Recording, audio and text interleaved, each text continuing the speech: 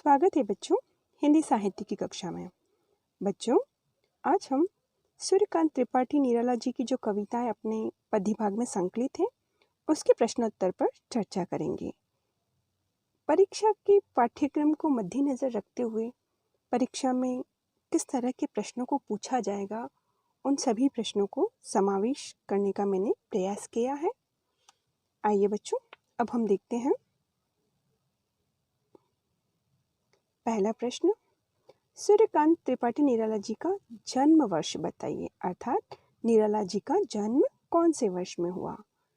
इसके विकल्प हैं 1961, 1965, 1869, 1898। इसका उत्तर है बच्चों 1898, अर्थात निराला जी का जन्म 1898 में हुआ। अगला प्रश्न है, मुक्त छंद के प्रवर्तक कौन माने जाते हैं। महादेवी वर्मा, सूर्यकांत त्रिपाठी निराला, जयशंकर प्रसाद, सुमित्रानंदन पंत। इसका उत्तर है मुक्त छंद के प्रवर्तक सूर्यकांत त्रिपाठी निराला माने जाते हैं, तो इसका उत्तर है ब। अगला प्रश्न, निम्न में से किस पत्रिका का संपादन निराला जी द्वारा किया गया। मतवाला। इसका सही उत्तर है अ, अर्थात मतवाला पत्रिका का संपादन निराला जी द्वारा किया गया। हिंदी प्रदीप, इसका संपादन बालकृष्ण भट्ट द्वारा किया गया। ब्राह्मण पत्रिका का संपादन प्रताप नारायण मिश्र द्वारा किया गया। विशाल भारत पत्रिका का संपादन रामानंद चटर्जी द्वारा किया गया। उसके बाद बनारसी दास चतुर्वेदी ने किया और उसके बाद अज्ञेय जी ने किया। तो इसका सही उत्तर होगा अ। अगला प्रश्न, सूर्यकांत त्रिपाठी निराला कौन से वाद के कवि हैं। छायावाद, प्रगतिवाद, प्रयोगवाद, नवगीतवाद। निराला जी छायावाद के कवि हैं। सूर्यकांत त्रिपाठी निराला, महादेवी जी वर्मा, जयशंकर प्रसाद और पंत जी, इन चारों को छायावाद के स्तंभकार माने जाते हैं। चार प्रमुख स्तंभकार माने जाते हैं और निराला जी भी छायावाद के कवि हैं। निराला रचनावली कितने भागों में प्रकाशित हुई।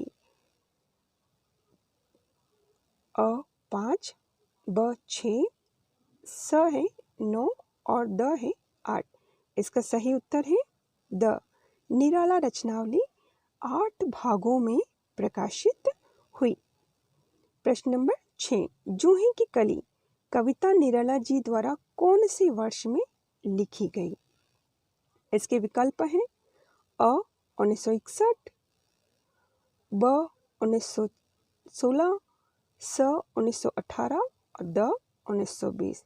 इसका सही उत्तर है 1916। निराला जी की रचना जूही की कली 1916 में प्रकाशित हुई। अगला प्रश्न है बच्चों, निराला जी का जन्म कहाँ हुआ।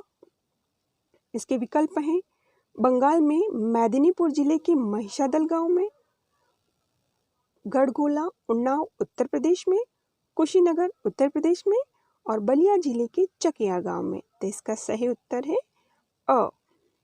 बंगाल में मेदिनीपुर जिले के महिषादल गांव में, गढ़गोला उन्नाव उत्तर प्रदेश, ये बच्चों उनका पैतृक गांव था, लेकिन इनका जन्म हुआ बंगाल में मेदिनीपुर जिले के महिषादल गांव में। निराला जी का निधन किस वर्ष में हुआ। इसके विकल्प हैं 1961, 1916, 1898, 1966। तो इसका सही उत्तर है अ 1961। तो निराला जी का निधन 1961 में हुआ। अगला प्रश्न है बच्चों, निम्न में से कौन सी काव्य कृति निराला द्वारा रचित नहीं है। अनामिका, तुलसीदास, गीतिका, लोग भूल गए। तो इसका सही उत्तर है द। लोग भूल गए हैं। यह काव्य कृति बच्चों रघुवीर सहाय द्वारा रचित है। तो इसका सही उत्तर क्या होगा द। अनामिका, तुलसीदास और गीतिका, ये तीनों ही रचना निराला जी द्वारा रचित है और लोग भूल गए रचना रघुवीर सहाय द्वारा रचित है। निराला जी द्वारा सन 1922 में रामकृष्ण मिशन द्वारा प्रकाशित कौन सी पत्रिका के संपादन से जुड़े? समन्वय, मतवाला, दोनों ही पत्रिका, दोनों में से कोई नहीं। इसका सही उत्तर है समन्वय, अर्थात 1922 में रामकृष्ण मिशन द्वारा प्रकाशित समन्वय पत्रिका से निराला जी जुड़े। अगला प्रश्न है, कंठ रुक रहा है, काल आ रहा है, यह भावना कवि के मन में क्यों आई? इसका उत्तर, कवि का जीवन बहुत संघर्षपूर्ण रहा। उसने बहुत ही कठिन हालातों का सामना किया। जीवन में वेदना, दुख ने उसका कभी पीछा नहीं छोड़ा। शोषक वर्गों के अत्याचार, शोषण ने उसे बहुत दुखी किया। उसने जब भी विरोध किया, उसकी आवाज़ को दबा दिया गया। उसने फिर भी हार नहीं मानी और इन सब से लड़ता रहा। परंतु जब इन सब हालातों से लड़ते हुए उसके अंदर जीने की इच्छा समाप्त हो गई, तो वह मरणासन स्थिति में पहुंच गया और उसे प्रतीत हो रहा था कि उसका कंठ अब कुछ कहने में समर्थ नहीं है तथा उसकी मृत्यु समीप है। प्रश्न नंबर 2, ठग ठाकुरों से कवि का संकेत किसकी ओर है? उत्तर, कवि ठग ठाकुरों का शब्द समाज में व्याप्त धोखेबाज लोग, जमींदार लोग और प्रशासक वर्ग की ओर संकेत कर रहा है।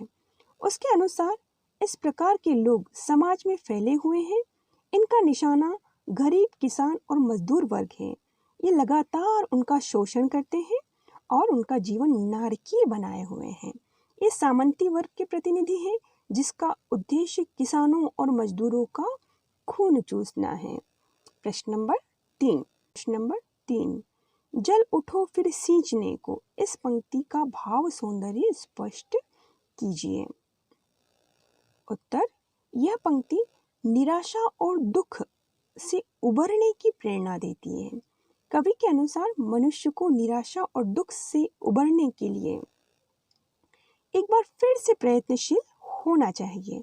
यह कविता जहाँ उत्साह का संचार करती है, वहीं आशा भी बांधती है कि संघर्ष से लड़कर निकला जा सकता है। अतः कवि लोगों को जीवन में निराशा और दुख से लड़ने के लिए प्रेरित कर उन्हें जीवन में आगे बढ़ने का मार्ग बताता है।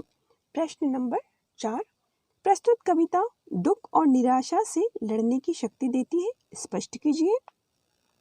इसका उत्तर हम लिखेंगे, प्रस्तुत कविता पढ़ने पर प्रेरणा का भाव संचारित होता है।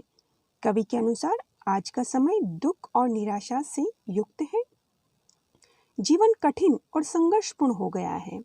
इसके लिए आवश्यक है कि मनुष्य संघर्ष के लिए तत्पर हो जाए। संघर्ष ही एक ऐसा मार्ग है जिसका हाथ पकड़कर कठिन समय में बाहर निकला जा सकता है। अगला प्रश्न, सरोज में नववधु के रूप में सरोज के रूप सौंदर्य का वर्णन अपने शब्दों में कीजिए। उत्तर, कवि के अनुसार पुत्री सरोज विवाह के समय कामदेव की पत्नी रति के जैसी सुंदर लग रही थी। जब वह मंद मंद करके हंसती है तो लगता है मानो दामिनी बिजली उसके होठों के मध्य फंस गई है। विवाह की प्रसन्नता के कारण उसकी आंखों में चमक विद्यमान है। रूप और गुणों में वह अपनी माँ की प्रतिच्छाया प्रतीत हो रही है। उसका सौंदर्य उसके अंग प्रत्यंग में उच्छ्वास के समान विकसित होकर फैल गया है। एक नई नवेली दुल्हन की आंखों में व्याप्त लज्जा और संकोच उसकी आंखों में चमक भर देता है तथा वे झुक जाती हैं। उसकी पुत्री की आंखें भी वैसे ही झुकी हुई है तथा चमक से भरी हुई है। धीरे धीरे वह चमक आंखों से उतरकर होठों पर फैल जाती है। यह चमक उसकी पुत्री के होठों में स्वाभाविक कंपन पैदा कर रहा है। प्रश्न नंबर 2, कवि को अपनी स्वर्गीय पत्नी की याद क्यों आई? कवि द्वारा अपनी पुत्री को विवाह के शुभ अवसर पर नववधु के रूप में देखकर अपनी स्वर्गीय पत्नी का स्मरण हो आया। दुल्हन के कपड़ों में उसकी पुत्री बहुत सुंदर प्रतीत हो रही थी। उसके अंदर अपनी माँ की झलक दिखाई देती है। अपनी पत्नी के साथ मिलकर गाई गई कविताएं उन्हें अपनी पुत्री सरोज के रूप में साकार होती दिखती हैं। वह सरोज को देखकर भाव विभोर हो जाता है। उसे लगता है मानो उसकी पत्नी सरोज का रूप धारण कर सामने खड़ी हो। पुत्री को विवाह के समय शिक्षा देते समय भी कवि को अपनी पत्नी का स्मरण हो आता है। माँ विवाह के समय पुत्री को उसके सुखी गृहस्थ जीवन के लिए शिक्षा देती है, परंतु पत्नी की अनुपस्थिति में कवि को यह कार्य करना पड़ा। ऐसे महत्वपूर्ण समय में पत्नी का अभाव उसे उसकी याद दिला देता है। अगला प्रश्न है, आकाश बदल कर बना मही में आकाश और मही शब्द किसकी ओर संकेत करते हैं? उत्तर, ये शब्द कवि के श्रृंगार से पूर्ण कल्पनाओं और उसकी पुत्री सरोज की ओर संकेत करते हैं। कवि के अनुसार वह अपनी कविताओं में श्रृंगार भाव से युक्त कल्पनाएं किया करता था। जब उसने नववधू के रूप में अपनी पुत्री को देखा तो उसे लगा जैसे उसकी पुत्री के सौंदर्य में वही कल्पनाएं साकार हो उठी हो और धरती पर उतर आई। अतः आकाश को वह श्रृंगार भाव से युक्त कल्पनाएं और मही के रूप में अपनी पुत्री सरोज की ओर संकेत करता है। प्रश्न नंबर 4, सरोज का विवाह अन्य विवाहों से किस प्रकार अलग था? उत्तर, सरोज का विवाह अन्य विवाहों की तरह चमक दमक और शोर शराबे से रहित था। सरोज का विवाह बहुत सादे तरीके से हुआ था। इस विवाह में समस्त रिश्तेदार और मित्रों तथा पड़ोसियों को नहीं बुलाया गया था, बल्कि यह परिवार के कुछ लोगों के मध्य ही संपन्न हुआ था। इसमें संगीत व मेहंदी जैसी रस्मों का भी अभाव था। किसी ने विवाह के गीत नहीं गाए और ना ही लोगों का तांता लगा था। बस चारों तरफ शांति विराजमान थी।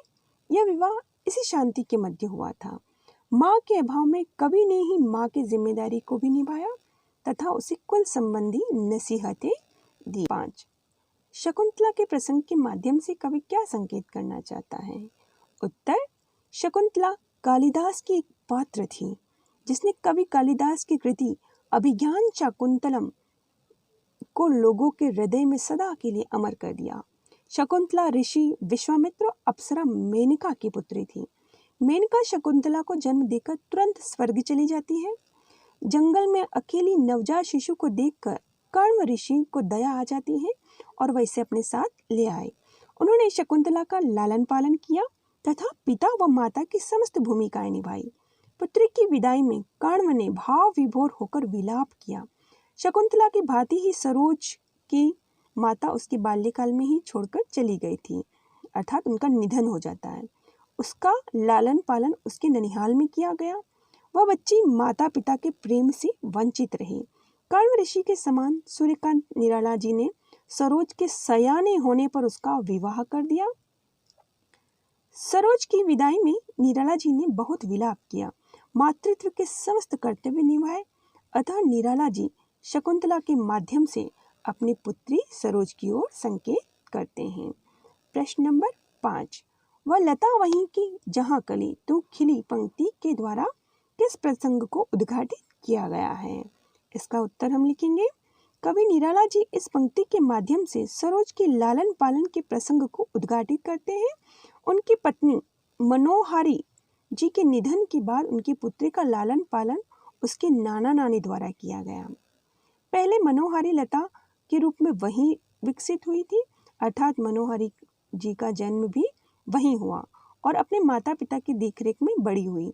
लता जब बड़ी हुई तब तुम उस लता में कली के समान खिली, अर्थात मनोहारी जी की संतान के रूप में सरोज ने जन्म लिया। परंतु माँ की अकस्मात मृत्यु के बाद नाना नानी की देखरेख में, मामा मामी की देखरेख में युवावस्था को प्राप्त कर एक युवती बनी। नाना नानी के पास ही तुम्हारा समस्त बालकाल बीता तथा वहीं तुमने युवावस्था में प्रवेश लिया। अगला प्रश्न है, कवि ने अपनी पुत्री का तर्पण किस प्रकार किया? कवि ने अपनी पुत्री सरोज से बहुत प्रेम करते थे। वह चाहते थे कि मृत्यु के बाद उसका समय कष्टपूर्ण न बीते, अतः उसकी सद्गति के लिए अपने संपूर्ण जीवन में कमाए गए सद्कर्मों को पुत्री के तर्पण करते समय अर्पित कर देते हैं। हिंदू धर्म में श्राद्ध के समय तर्पण देने का रिवाज है। इस समय जल तथा अन्य सामग्री के साथ मरे व्यक्ति का तर्पण किया जाता है। कवि इसी समय अपनी पुत्री के लिए अपने सद्कर्मों को भेंट में अर्पित करता है। इस प्रकार एक पिता अपनी पुत्री को श्रद्धांजलि देता है। प्रश्न नंबर 8, निम्नलिखित पंक्तियों का अर्थ स्पष्ट कीजिए। नत नयनों से लोक उतर, इसका अर्थ हम लिखेंगे कवि के अनुसार उसकी पुत्री विवाह के समय बहुत प्रसन्न है। नववधु बनी उसकी पुत्री की आंखें लज्जा और संकोच के कारण चमक रही है। इसके पश्चात यह चमक आंखों से उतरकर उसके अधरों तक जा पहुंची है। श्रृंगार रहा जो निराकार, इसका अर्थ हम लिखेंगे ऐसा श्रृंगार जो बिना आकार के हो। कवि के अनुसार इस प्रकार का श्रृंगार ही रचनाओं में अपना प्रभाव छोड़ पाता है। कवि ने अपने द्वारा लिखी श्रृंगार रचनाओं में जिस सौंदर्य को अभिव्यक्त किया है वह उन्हें नववधु बनी पुत्री के सौंदर्य के रूप में साकार होता हुआ दिखाई दिया। अगली पंक्ति है पर पाठ अन्य यह कला अन्य है, इसका अर्थ हम लिखेंगे इस पंक्ति में कवि को अपनी पुत्री को देखकर अभिज्ञान शाकुंतलम रचना की नायिका शकुंतला का ध्यान आ जाता है। उसकी पुत्री सरोज का माता विहीन होना, पिता द्वारा लालन पालन करना तथा विवाह में माता के स्थान पर पिता द्वारा माता के कर्तव्यों का निर्वाह शकुंतला से मिलता है, परंतु उसका व्यवहार और शिक्षा में सरोज शकुंतला से बहुत अधिक अलग थी।